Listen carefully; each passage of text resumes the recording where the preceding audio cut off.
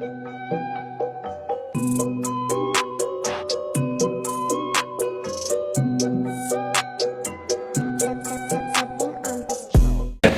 sahabat Donting dimanapun kalian berada, senang sekali saya Tantri Murdoko, inilah Donting Corner. Saat ini saya sudah bersama dengan Bapak Deddy Supriyadi, Ketua Pengcap Muay Thai Kota Cimahi. Apa kabar? Baik, Ais, Sampurasun. Sampurasun, Rampes. Kemudian ada juga Ibu Lilis Sulastri, Ketua Pengcap Kabupaten Subang. Apa kabar Bu? Alhamdulillah. Senang bertemu dengan kedua Bapak dan Ibu ini. Kenapa? Karena sebetulnya mereka adalah para sesepuh, penggagas, apalagi sebutannya ya, dedengkot. Tidak akan mungkin ada Muay Thai di Indonesia ini gitu ya tanpa beliau-beliau ini sebetulnya. Jadi dulu mau berjuangnya gimana ya? Tahun 2005-an gitu kali ya? 2000 ini sekitar berawal dari 2010, 2011, 2012. 2010-an ya? Oke. 2010 kita pertama kali mengikuti kejurnas. Tanpa organisasi ya. Belum maksudnya belum kan Evi gitu kan. Iya. Individu aja. Belum masuk KONI juga itu ya? Belum. Jadi itu waktu itu gimana tuh cara berjuangnya? Iya, cara mandiri aja, swadaya ya. Swadaya, betul. Berapa orang waktu itu yang berjuang kelompoknya? Kalau penggagas di Jawa Barat ini, ya kami berdua ini salah satu mungkin yang membidani adanya Muay Thai di Indonesia menjadi salah satu cabur yang diakomodir oleh KONI Pusat. Karena berawalnya Muay Thai di Indonesia ini lahir dari eksebisi PON Jabar. PON Jabar itu tahun 2016 ya? 16. Tahun 2016. Jadi kami penggiat olahraga Muay Thai di kota se-Jawa Barat ini, penggiatnya itu coba udunan, coba ujuk rembu untuk bagaimana supaya cabur Muay Thai ini diakomodir menjadi cabur resmi di Indonesia. Gitu. Dulu ya liar begitu aja gitu, nggak ada. Sampai 2016 kemudian eksibisi masuk ke KONI dan mulailah menjadi berkiprah dan resmilah gitu. Kita bisa bilang gitulah ya, resmilah menjadi bagian dari cabang olahraga. Itu kan perjuangan nggak singkat ya. Tenaga, waktu, pikiran, uang juga di situ, finansial di situ gitu. Kenapa sih Bu Lilis dan juga Pak Deddy ini harus betul-betul diperjuangkan Muay Thai ini gitu? Apa sih yang paling menarik Muay Thai ini kok harus ada di Indonesia gitu sebetulnya? Kalau saya melihatnya begini, karena pertama saya suka dengan olahraga bela diri, suka dengan fighter gitu. Terus saya atlet juga kan Pak Deddy kan? Ya suka aja lah. Nggak mau disebut atlet nih. Kita ingin ini mengajak anak-anak muda supaya hidup sehat, berjiwa sehat, sportif. Karena saya melihat terutama di kota kami Cimahi itu ya tumbuh subur gangster. Ya, sehingga coba kami rekrut mereka-mereka yang punya talenta, yang punya nyali. Karena di olahraga Muay Thai ini bukan hanya orang yang pintar dengan jurus-jurus, dengan strategi teknik gitu ya, tapi nyali yang paling utama, yang lebih dahulu itu adalah nyali, kan gitu. Karena ini full body contact ya, full body contact. Demikian mungkin karena saya ada style di sana dan saya suka, sehingga ya udah kita coba kembangkan untuk mengajak anak-anak muda agar bisa berkegiatan yang lebih bermanfaat. Demikian karena kami di Cimahi terutama ada beberapa diantaranya yang sudah mendapatkan hasil di Muay Thai. Contoh, 4 orang diantaranya sudah menjadi TNI Polri. Dan 1 orang tahun ini satu atlet perempuan ini 0 rupiah kuliah dari jalur prestasi. Kalau yang ke SMA dan segala macam kemarin juga banyak. Gitu. Jadi pembentukan mental, pembentukan masa depan gitu di situ sebetulnya ya gitu. Nah, dan menariknya Muay Thai itu walaupun tadi dikatakan ini kata-katanya ekstrim, gangster lah yang keluar di situ gitu kan. Gitu kan. Kemudian juga saya ingin membentuk karakter lah gitu kan. Tapi sebetulnya saya melihat juga ini full body contact gitu ya. Tapi sebetulnya kan tidak hanya untuk kaum lelaki, kaum perempuan juga di situ banyak prestasinya juga ya, Bu Lilis ya. Kemarin saya juga lihat, apalagi kalau di Thailand tuh perempuan laki-laki semuanya di sana berjibaku untuk menjadi atlet loh. Biasa ya, makanan sehari-hari. Iya. Apalagi saya ya. Kenapa saya ada di Muay Thai? Pertama kali saya ini ini bukan orang olahraga keras ya. Olahraga saya kan yang landai-landai aja gitu kan. Nah, pada saat itu di Subang ini kita ada event MMA. Ya. Pertama kali loh event MMA. Saya juga tidak mengerti MMA itu apa gitu ya. Nah, pada saat itu saya ditunjuk jadi ketua panitia penyelenggara. Waduh. Nah, pada itu kan saat lebih berdarah-darah lagi sebetulnya. Kebetulan pada saat itu atlet Subang yang ikut pada saat itu adalah Tovan. Tovan masih kecil, juga masih muda. Satu lagi Hilmi, masih kecil. Mereka di situ tempur gitu ya. Saya lihat ini olahraga keras banget kan ya, bebas ya, tarung bebas gitu kan. Nah kebetulan pada saat itu juga Pak Epi mengenalkan pelatih Muay Thai pada saat SEA Games, Bang Iwan Said. Wah itu pelatih kawakan. Tahun berapa tuh ya Bu? Berapa ya? SEA Games mana ya dulu ya? Manila, nggak tahu mana. Iya, Manila. Manila. Datang ke Subang. Orang Kalimantan. Iya, orang Kalimantan. Beliau berbicara, Bang Iwan berbicara. Kalau berbicara MMA ini terlalu keras gitu kan. Kenapa kita tidak menjurus aja ke olahraga yang lebih jelas gitu kan? Yang lebih punya karakter, yang tidak bebas. Apa itu Bang Iwan, saya tanya. Kebetulan saya adalah pelatih Muay Thai. Kenapa kita tidak Muay Thai aja? Di situ baru kita mulai. Nah, di situ kita mulai dan sejarahnya. Kenapa saya tertarik kepada Muay Thai? Pada saat itu PBMI ini mengadakan PBMI sudah ada sebelum Pak Lanyala itu ya, Pak Sudirman, Pak Sudirman ketua PBMI-nya mengadakan, termasuk Pak Banu Rahmi itu ada beliau juga kan, mengadakan kejurnas di mana sih dulu tuh, Makassar. Kejurnas Muay Thai. Saya jurus Muay Thai. Kita belum tahu apa-apa ya seperti apa. Saya datang ke sana bawa Topan dan anak-anak yang baru mulai nih, gitu kan. Bawa ke sana ya, baru di sana kita lebih mengenal lagi. Nah, setelah itu kan Kang Evi juga ikut membantu, menjuruskan, mengarahkan. Yang beliau punya strategi bagaimana cara kita untuk bisa diakomodir yang tadi Kang Deddy bilang oleh KONI Jawa Barat. Kita harus punya payung loh gitu kan. Gak bisa kita Muay Thai berdiri sendiri, mati dong kita. Masa harus membiayai sendiri segala sesuatunya ya. Akhirnya walaupun memang kalau kita harus mengakui memang tidak maksimal. Yang penting kita diakui dulu lah oleh negara. Iya resmi. Masalah nilai finansial berapapun juga itu kan nilai mah dibilang kecil ya kecil, dibilang besar ya besar ya. Tapi ujung-ujungnya Kang Deddy ini jangan lebih tahu lah. Beliau ini berkorban di dalam Muay Thai Jabar, juga beliau berkorban banyak kok. Karena tanpa dukungan beliau ini tidak mungkin ada hari ini. Iyalah, ada hari ini. Tapi itu jadi menarik ketika kemudian harus ada payungnya, yang berarti tahun 2016 akhirnya kemudian bisa masuk eksebisi dan KONI kemudian bilang ini layak, masuklah ke situ. Alhamdulillah. Berarti ya sampai tahun 2025 ini hampir 10 tahun lah ya. Hampir mau 10 tahun lah ya. 10 tahun ya. 2 dekade kepengurusan Kang Evi. 2 dekade ya. Karena 2 kali PON kita ya. Yang PON ikut PON pertama itu adalah Papua dan kemarin Aceh. Ya. Kalau PON Jawa Barat itu kan belum resmi eksebisi. Belum tentu lolos pada saat itu. Tetapi alhamdulillah lolos. Setelah berpayung kemudian perkembangannya bagaimana sampai hari ini? Loh kok berarti setelah berpayung ini ya. Berarti harusnya kan lebih positif dong, karena kan itu yang dicari kan. Kan pembinaan ini berjenjang ya. Kan KONI ini mempunyai pembinaan yang berjenjang dari mana mulainya gitu. Kita ikuti tuh, makanya pembibitan kan dibina, dijadikan sekarang ya seperti yang kemarin dibilang atlet kita yang sekarang ada di Thailand kayak Adisti, kayak Topan, kayak Redo. Itu kan awalnya titiknya dari amatir. Gitu. Kalau yang di sini itu yang diselenggarakan sekarang ini itu adalah kan rule-nya itu adalah amatir.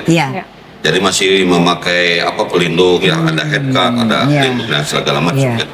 Ya sekarang animo di Jawa Barat ini cukup bagus dibandingkan dengan provinsi-provinsi lain. Karena terbukti di beberapa PON Jawa Barat itu outputnya prestasi, jadi juara umum lah, runner up lah gitu kan. Nah berangkat dari amatir ini nanti kemudian gitu kan ada ke tingkat jenjang lebih tinggi lagi, ada unpro, ada profesional. Ya bersyukur sekarang ada event organizer ada promotor donting itu sudah mengirim ke beberapa negara dan segala macam. Ya kami sebagai insan Muay Thai ya bangga ya, kita berterima kasih dengan ada seseorang yang peduli gitu dengan untuk memajukan Muay Thai di Indonesia pada umumnya, Jawa Barat pada khususnya gitu kan. Ekspansi ke dunia luar. Siap. Bahwa di Indonesia tuh Muay Thai ini ada.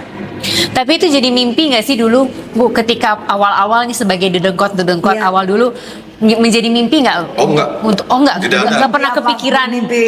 Untuk jadi besar, jadi pengurus. Enggak. Kemudian ada atlet yang internasional gitu, pernah Enggak, kepikiran enggak. sampai ke sana nggak sih? Ya, kita hanya ini aja. Kita dasarnya begini. Kalau saya berpikir pada saat itu ini kita untuk anak cucu kita ke depan menghadapi kehidupan yang semakin keras di dunia nyata. Kita laki-laki ataupun perempuan perlu bela diri Iya. untuk menghindari bully.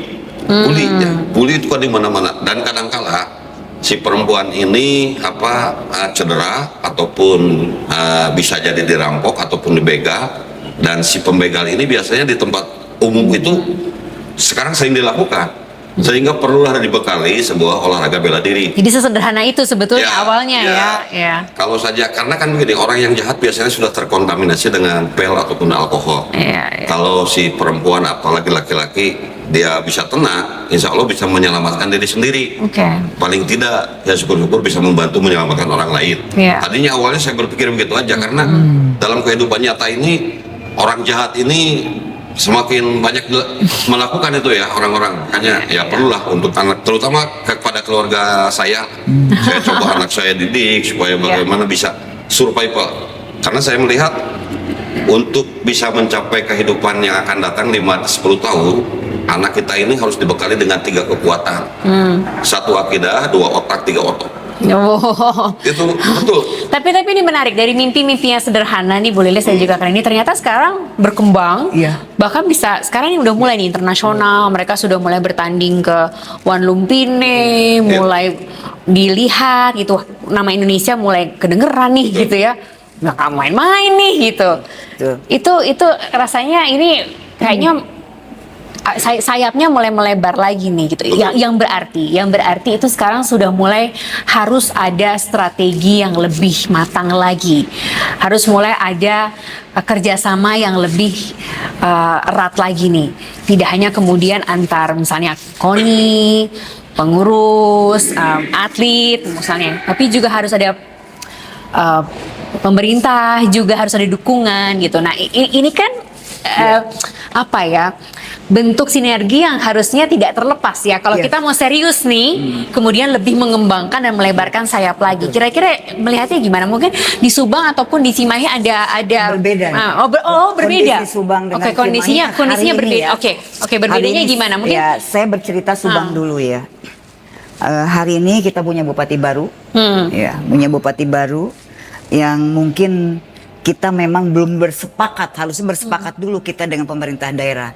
Kalau pemerintah daerah ini mendukung dan sepakat mendukung olahraga, bahwa prestasi olahraga ini mengangkat martabat daerah. Itu dulu lah. Ketika beliau yakin bahwa kita ini bisa mengangkat martabat daerah, pasti dia mendukung. Ya, yang saya alami hari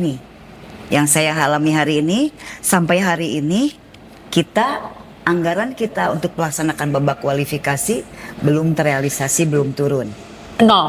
Masih nol. Kebetulan saya juga di KONI kan. Kebetulan saya juga di KONI, masih nol. Kalau untuk Subang, kalau ini mah sudah. Senyumnya beda soalnya. Beda senyumnya. Ya kita begini lah. Olahraga ini tidak bisa dibawa ke area politik. Kita orang olahraga, pure olahraga. Kita tidak pernah berpikir bahwa hari ini kita memenangkan siapa dan siapa yang menang, siapa yang kalah. Hari ini tolong ketika olahraga ini dianggap penting mengangkat martabat daerah, tolong dukung kami. Nah, kejadian hari ini, saya syukuri hari ini ya, daunting management. Buat saya di KONI bukan hanya membantu Muay Thai. Terus terang aja, Cici tidak hanya membantu saya karena saya ada di Muay Thai ya. Daunting ini bagian daripada lembaga adat Garuh Pakuan yang kebetulan Kang Evi juga ya. Sama-sama bareng dengan kita. Beliau adalah ketua Pengprov kan gitu kan. Jadi bantuan Daunting ini bukan hanya untuk cabur saya. Ada cabur yang lain juga yang pada saat ini semua harus bertempur di babak kualifikasi. ini gerbangnya Porprov loh gitu kan. Nah, saat ini karena kita tidak terlalu lebay lah menunggu bupati mengucurkan anggaran, tidak. Bagaimana cara kita bergerak nih? Kita harus bagaimana nih? Kalau saya bersyukur sekali lah, saya ada cuci ya di Subang ya gitu kan. Kebetulan mungkin beliau juga nanti lama-lama bisa membantu ke daerah lain. Saya kira karena beliau Jawa Barat loh gitu. Yang pertama kali Subang nih yang dibantu gitu kan. Yang pertama kali Subang dibantu, lalu berlanjut ke yang lain, yaitu yang saya hari ini juga. Tapi saya tidak putus asa kok. Saya yakin bahwa anggaran hibah KONI ini harus turunkan. Itu adalah kewajiban dari pemerintah daerah untuk membiayai. Ya. Apalagi sekarang. Ada dalam undang-undang ya. Nah, ada di dalam undang-undang, ada di peraturan pemerintah. Nomor 11 Jadi 2018. ya tidak bisa tidak membiayai. Ini hanya keterlambatan. Oke. Saya optimis tetap Bupati Subang ini tetap akan membiayai KONI Kabupaten Subang. Oke, tapi sudah pernah dikomunikasikan, sudah pernah bertemu, iya, sudah pernah kemudian mencoba untuk. Beliau ini hari ini setelah beliau jadi bupati ini sibuk sekali dengan programnya beliau ya. Okay. Yang saya lihat hari ini adalah ada nama di Subang Sabah Desa. Ya, terus keliling desa mungkin ya. Mungkin hari ini mungkin belum terlihat atau masih belum berpikir ke olahraga mungkin gitu kan. Yang tadi kata saya juga sepakat dulu lah pemerintah daerah. Kalau sepakatnya tadi sudah bersepakat bahwa olahraga ini bagian yang terpenting juga itu. Mungkin beliau akan segera menyegerakan gitu. Oke. Padahal tadi saya lagi berpikir tentang kerjasama itu, saya lagi berpikir tentang melebarkan sayap ya. Ternyata ada pengalaman-pengalaman yang. Ada. Oke. Saya mau ke. Karena kenapa Mbak? Prestasi ini tegak lurus dengan anggaran. Mimpi bagi kita ketika tidak anggaran kita akan berhasil. Tapi mudah-mudahan mimpi kita yang hilang di sini diisi dengan mimpi yang lain. Ya kebetulan ada Daunting ya. Saya bersyukur sekali terus terang aja. Alhamdulillah saya Cici ini tiba-tiba terbang ada di Subang. Nggak, tapi saya masih senang dengan apapun kondisi hari ini. Ternyata Bu Lilis masih bisa senyum dan masih berusaha untuk tetap semangat dan positif gitu. Saya bukan hanya ngurus cabur Muay Thai nih. Ada 62 cabur yang ternyata juga sama dananya tidak keluar juga. Harus ya alhamdulillah ya tadi Kang Evi juga kan orang olahraga, ya pendiri juga kan. Beliau juga mau tahu bagaimana, sudah mencintai olahraga semuanya juga. Ya Cici sekarang mencintai olahraga, ya mencintai Muay Thai, dia habis-habisan apa yang dia bisa perbuat oleh beliau gitu kan. Kang Epi juga sama. Apalagi kalau di Subang ini Kang Epi kan lembaga adat Garup Pakuan. Ada juga cabur-cabur binaan beliau, termasuk Muay Thai, ada handball, terus ada juga yang lain, ada jujitsu juga. Banyak. Ini buat penonton mungkin ada yang tahu, ada yang nggak tahu Cici ini siapa. Dia dari Daunting Management gitu. Jadi mungkin sekalian mengenalkan juga. Di Kota Cimahi mungkin pengalamannya beda ya. Alhamdulillah di Kota Cimahi mungkin ya saya ikut prihatin dengan keadaan di Subang ya. Saya tidak masuk membandingkan, tapi ini menjadi pelajaran gitu ya, bahwa kalau kemudian ada support gitu itu akan menjadi berbeda loh sebetulnya, dan bagaimana kita bergeliat itu loh maksud saya, tanpa langsung membandingkan ya. Dan kebetulan kami berdua, Bu Lilis juga ada di kepengurusan KONI Subang, saya di KONI Cimahi juga. Ya kalau pemerintah kami di Kota Cimahi, wali kota terutama diantaranya ya support. Itu bahkan kemarin kita melaksanakan single event Cimahi Bukbek gitu ya. Dan Pak Wali Kota merespon dukungannya, wali kota, ketua DPR, kepala dinas, ketua KONI hadir semua dan support ya. Dan Pak Wali yang saya minta sih 1 tahun 3 kali, tapi Pak Wali jangan kecepatan 2 kali saja. Ya alhamdulillah kalau pemerintah Cimahi ya support dengan kegiatan olahraga ya. Sampai saat ini kami juga sekarang lagi pendekatan kepada kepala dinas agar Muay Thai ini nanti kemudian menjadi bagian daripada olahraga ekstrakurikuler di sekolah-sekolah. Di sekolah-sekolah tingkat SMP, SMA dan segala macam. Karena selama ini sampai saat ini di Cimahi terutama belum diakomodir menjadi cabur ekstrakurikuler. Karena guru atau masyarakat melihatnya bahwasannya Muay Thai ini olahraga ekstrim. Karena masyarakat atau guru itu melihatnya pertandingan di One Pride atau di UFC. Tapi sekolah anak saya udah ada. Sekolah anak saya udah ada. Segala macam, padahal kan tidak seperti itu. Itu kan profesional. Iya. Kalau kami ini kan amatir, yang amatir yang penuh dengan ada rule-nya jelas, ada headguard-nya, ada pelindung asboknya dan segala macam. Tapi pertanyaan saya ketika kemudian semua tadi kerjasamanya solid, itu pengaruh prestasinya seperti apa untuk Kota Cimahi? Saya mau membuktikan nih teorinya kalau kemudian sampai saat semuanya ini solid. kita meningkat. Ya, bukti kemarin kita ada di Kejurprov, kejuaraan tingkat provinsi ya di Cirebon. Itu saya mengirimkan 9 atlet. Saya mengirimkan 9 atlet, 8 dapat medali di Cirebon tempo hari gitu.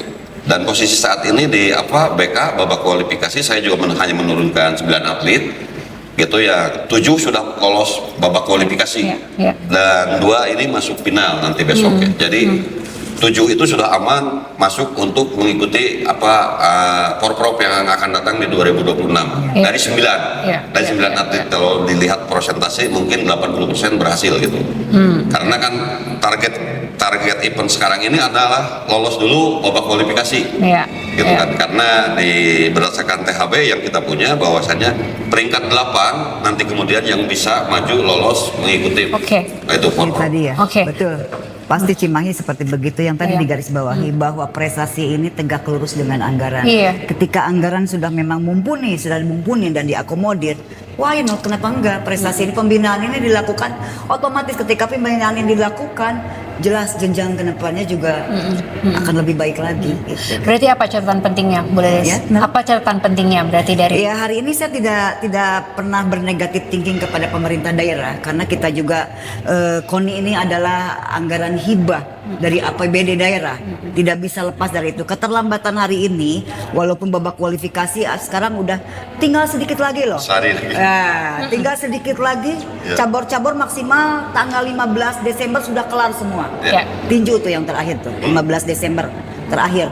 Semua hari ini kita masih nol, belum mendapatkan dukungan dari pemerintah daerah gitu. Tapi tetap kita tidak kehilangan semangat loh. Jalan apapun kita cari.